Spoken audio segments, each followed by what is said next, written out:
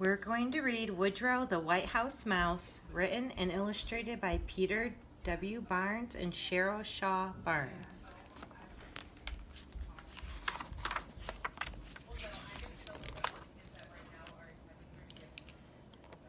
Every 4 years, like the rest of us do, the mice of the nation elect someone too.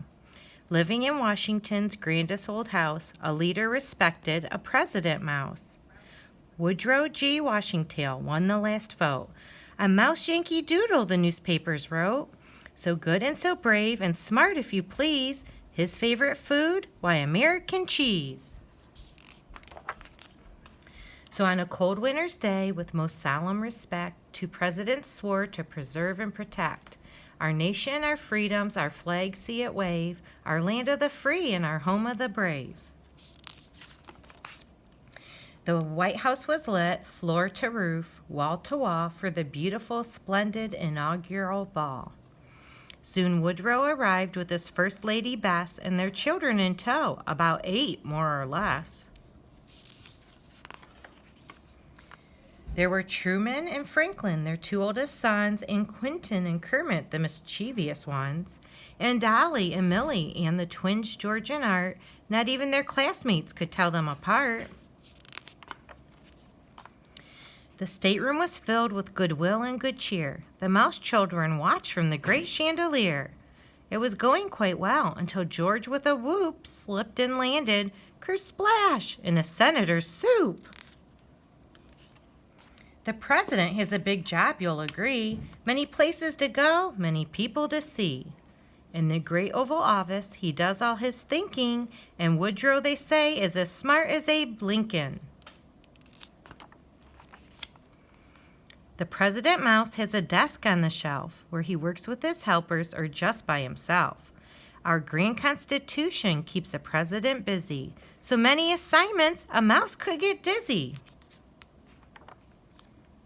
The primary job of the president mouse is working with Congress, the Senate, and House on making new laws for the good of the nation, health, peace, and justice for the whole population.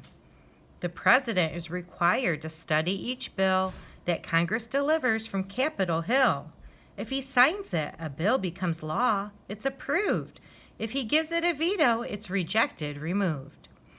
He's the chief executive, which means he's in charge of government departments, the small and the large. Government departments include transportation, justice and labor, and of course, education. He is also commander-in-chief, and that means the Army and Navy, Air Force, and Marines report to the president as boss, the big cheese.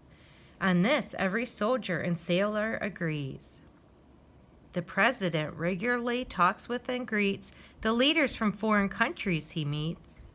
In this job, the president is our head of state when handling foreign affairs, small and great.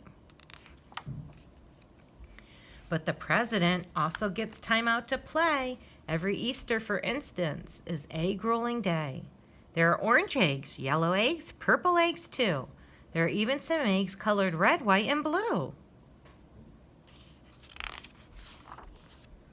Inside the White House, there's always more fun for Woodrow, his family, and most everyone. The East Room is used for artistic events, like concerts and shows for mouse ladies and gents. One night Millie dreamed that on one special day, she might, if she practiced, dance on East Room Ballet. She'd be joined by the famous Marie Mouse Quartet for her flawless finale, a fine pirouette. The Red Room and Green Room are not side by side, but they're wonderful places for children to hide. When they play hide and seek, and Woodrow is seeking, but he finds them so fast. Could it be that he's peeking?